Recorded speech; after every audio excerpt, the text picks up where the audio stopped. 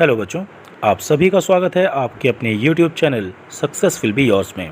और बच्चों, आज की इस क्लास में हम 6th क्लास के सब्जेक्ट विज्ञान के कार्यपत्रक नंबर 16 के विषय में अध्ययन करेंगे। और बच्चों, इस कार्यपत्रक का टॉपिक है भोजन के घटक। तो आइए बच्चों, शुरू करते हैं आज की क्लास। सबसे पहले हम जानेंगे संतुलित आहार क्या होते हैं। बच्चों, एक ऐसे आहार जिसमें अच्छे स्वास्थ्य को बनाए रखने के लिए आवश्यक पोषक तत्वों की उचित मात्रा और अनुपात होता है। इसमें कार्बोहाइड्रेट, वसा, प्रोटीन, विटामिन, खनिज और पानी उचित अनुपात में और संतुलित मात्रा में उपस्थित होते हैं। बच्चों, हम ऐसे आहार को संतुलित आहार कहते हैं जिनमें ये आवश्यक पोषक तत्व जैसे कार्बोहाइड्रेट, वसा, प्रोटीन, विटामिन, खनिज और पानी उचित अनुपात में तथा उचित मात्रा में उपस्थित होते हैं। क्योंकि बच्चों, हमारे शरीर को यही सभी पोषक तत्वों की बहुत आवश्यकता होती है। यदि ऐसा आहार हमें मिल जाए जिसमें ये सभी पोषक तत्व उचित अनुपात में उपस्थित हों, तो ऐसे आहार को हम कहते हैं संतुलित आहार। राइट। तो चलिए बच्चों, आगे चलते हैं। संतुलित आहार के बारे में याद रखने योग्य बातें। बच्चों, सबसे पहला पॉइंट देखिए, एक बच्चे का संतुलित आहार एक वयस्क व्यक्ति से अलग होता है।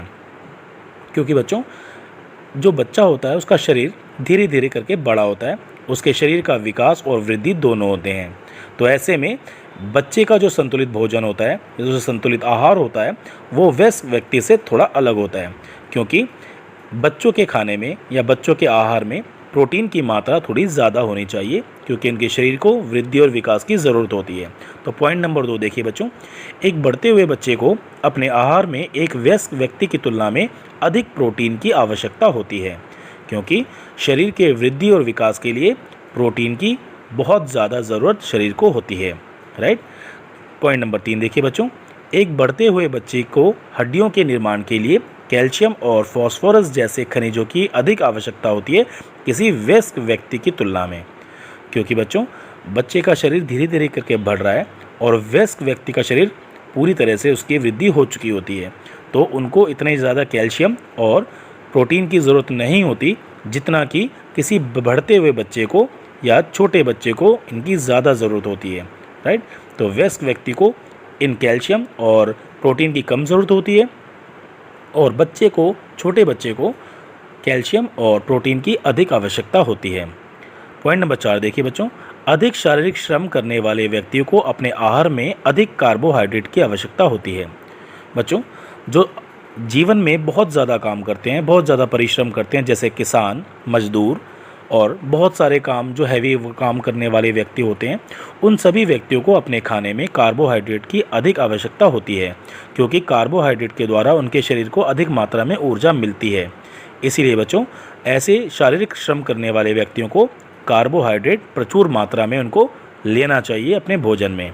चलिए बच्चों, अब हम बात करेंगे प्रश्नों की। प्रश्न नंबर 1 देखिए अब आप, नीचे बॉक्स में दिए गए शब्दों से रिक्त स्थान भरने हैं। बच्चों, यहाँ पर आपको शब्द दिए गए हैं, इसमें से आपको चुनकर ये खाली स्थान आपको भरने हैं। जैसे पॉइंट नंबर 1, एक व्यक्ति की तुलना में एक बढ़ते बच्चे के आहार में किसकी आवश्यकता अधिक होती है बच्चों? प्रोटीन की। यस, क्योंकि एक बढ़ते हुए बच्चे में प्रोटीन की अधिक आवश्यकता होती है उसके आहार में। ये बात मैं आपको बता चुका हूँ। क्वेश्चन नंबर 2 देखिए बच्चों, एक संतुलित आहार में सभी पोषक तत्वों का उचित क्या होना चाहिए बच्चों? अनुपात। राइट। क्योंकि यहाँ भी मैंने आपको बताया था कि जो आवश्यक पोषक तत्व हैं आहार में, इनका उचित अनुपात व उचित मात्रा में इनका उपस्थित होना बहुत ज़रूरी होता है। इसलिए बच्चों, यहाँ पर अनुपात भरा जाएगा। राइट। तो ये दोनों क्वेश्चन आपने कर लिया। अब हम बात करेंगे बच्चों तीसरे नंबर क्वेश्चन की। गेहूँ, चावल और आलू किसके स्रोत होते हैं बच्चों? मैं आपको पहले भी क्लास में बता चुका हूँ, ये सभी कार्बोहाइड्रेट के स्रोत होते हैं, क्योंकि इन सभी चीज़ों के सेवन से, गेहूं, चावल और आलू के सेवन से हमारे शरीर को कार्बोहाइड्रेट मिलता है। राइट। क्वेश्चन नंबर 4 देखिए बच्चों, हड्डियों के निर्माण के लिए क्या आवश्यक है? हड्डियों के निर्माण के लिए कैल्शियम की आवश्यकता होती है। ठीक है। तो जैसे आपने पॉइंट नंबर 3 में यहाँ देखा था, हड्डियों के निर्माण के लिए कैल्शियम और फॉस्फोरस जैसे खनिज की आवश्यकता होती है। तो इस खाली स्थान में क्या भरा जाएगा बच्चों? कैल्शियम। राइट। अब चलिए प्रश्न नंबर 2 पे चलते हैं बच्चों। प्रश्न नंबर 2 में क्या कहा गया है? नीचे दिए गए भोज्य पदार्थों में स्वास्थ्यकारी या अस्वास्थ्यकारी पदार्थों की पहचान करनी है। जैसे गाजर, ये स्वास्थ्यकारी होते हैं ना बच्चों, क्योंकि गाजर से हमें क्या मिलता है? विटामिन ए, जो हमारी आंखों की रोशनी के लिए ज़रूरी होता है। यहाँ देखिए बच्चों, बर्गर बच्चे ये जंक फूड होता है और ये हमारे शरीर में मोटापा पैदा करता है, इसलिए इन जंक फूड को नहीं खाना चाहिए। ये अस्वास्थ्यकारी पदार्थ हैं। इसी प्रकार बच्चों नीचे देखिए, यहाँ पर आपको सलाद दिखाई गई है इस चित्र में, जहाँ पर टमाटर खीरे कटे हुए हैं। ये हमारे शरीर के लिए बेहद ज़्यादा ज़रूरी हैं, क्योंकि इनसे हमारे शरीर को विटामिन मिलते हैं और रुक्षांश मिलते हैं, राइट। तो ये हमारे शरीर के लिए बहुत ज़्यादा ज़रूरी है, जैसे गाजर भी ज़रूरी है और सलाद भी। इसी तरह अगला है बच्चों फ्रेंच फ्राइज़। फ्रेंच फ्राइज से बच्चों ये तला हुआ भोजन होता है और ये जंक फूड की श्रेणी में आता है, जो हमारे शरीर का मोटापा बढ़ाता है। इसीलिए बच्चों ना तो हमें बर्गर खाना चाहिए और ना ही हमें फ्रेंच फ्राइज़, राइट। तो चलिए बच्चों, आज का ये कंटेंट, आज का ये टॉपिक यहाँ पर कंप्लीट होता है और मैं आशा करता हूँ कि ये आपको बहुत अच्छे से समझ में आया होगा। और जिस प्रकार आप बहुत मेहनत करते हो मेरी वीडियोस देखकर, आज का कंटेंट देखकर भी आप बहुत मेहनत करोगे और लिख लिख के इसकी प्रैक्टिस भी करोगे। So thank you very much मेरे बच्चों, जो आपने अपना कीमती और वैल्यूबल वक्त दिया मेरे इस वीडियो को देखने में और इस कंटेंट को समझने में। So thank you so much मेरे बच्चों।